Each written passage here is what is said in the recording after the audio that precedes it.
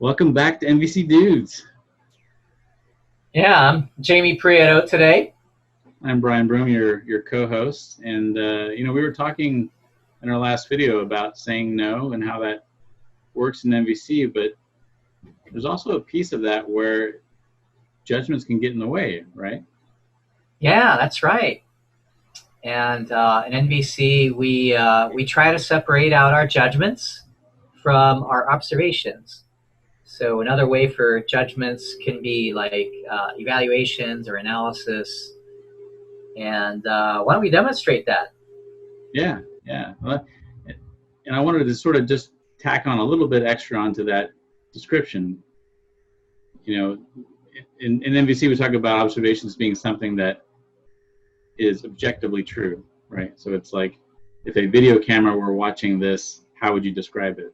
And it's sort of the facts without judgment, right? And then we've got the other side, which is the the evaluation side, which contains a lot of judgments. And so I want to make sure that the audience really understands that difference before we model it.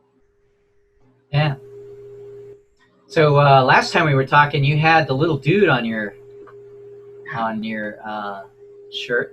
This was my talking stick here. So this is my talking dude. My group stick. Your broomstick.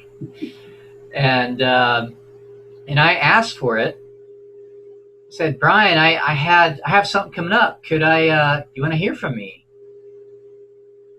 I'm not quite ready. I've got a couple more things I wanted to say, so I'm going to have to say no for now.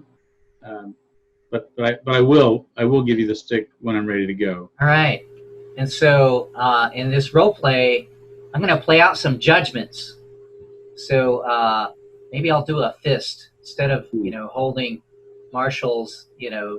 I'll do a fist to demonstrate the jackal energy.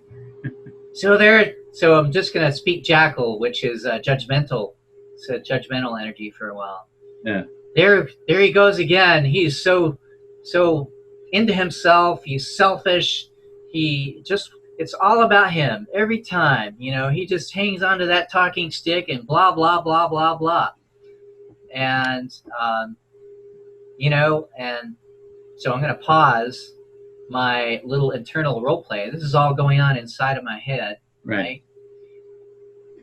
And in NVC, rather than voicing all of that judgmental stuff, because our relationship would suffer if I voice all that stuff, right? I just recognize, hey, I'm having a judgment. Wow. Yeah. So I invite the giraffe, and so I'm opening up my hand again and accepting the truth. I just had a bunch of judgments about Brian, and I said a lot of things in my head that I'm glad I didn't say out loud. But yeah, and what's behind those things that I said is my desire to be heard, and I have this need for equity and balance.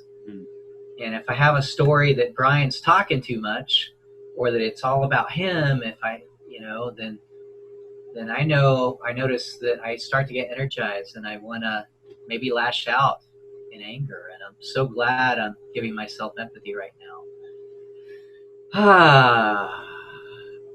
So again, rather than voicing all that negative energy, all that judgmental stuff, I'm able to get back to balance by empathizing with my inner judgments.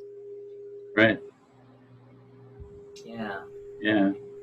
And so after empathizing again, I can connect. I can verbally say, well, yeah, hearing Brian, I'm hearing that you'd like to finish your train of thought. Go ahead, brother. Right. Yeah. And so that would allow me, and again, we're doing this in sort of like frozen time, but this stuff is going on so quickly in our minds.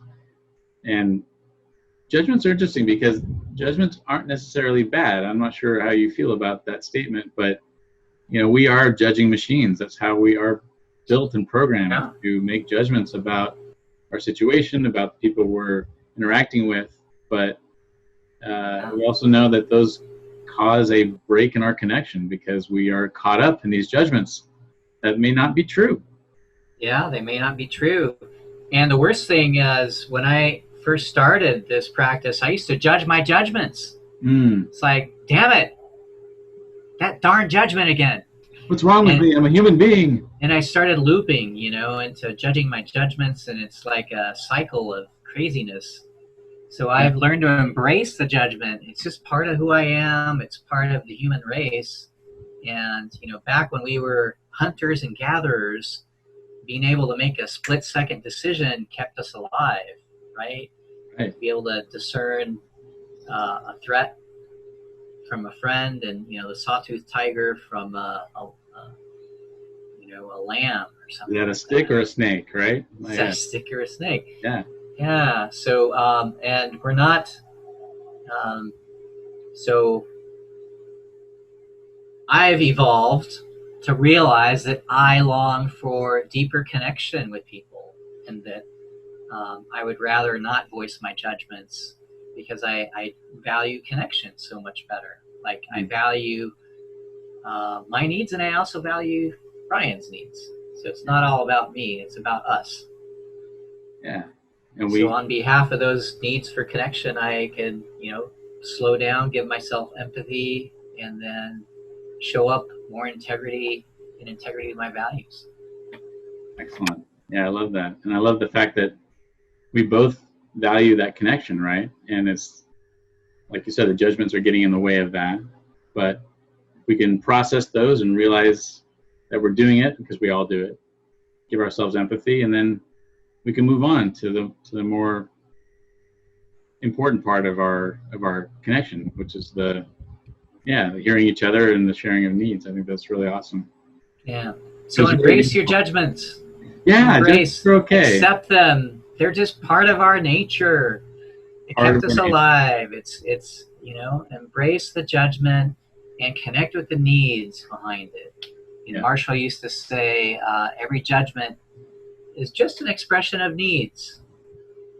So if we can acknowledge the judgment, see the beauty in it, because they're usually, our judgments are highlighting something important to us. There's something that we value that's not happening.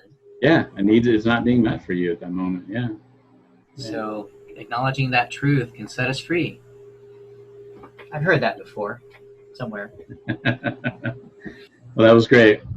Good to talk to you, brother. Good to talk to you. All right, dude. See you later. See you next time.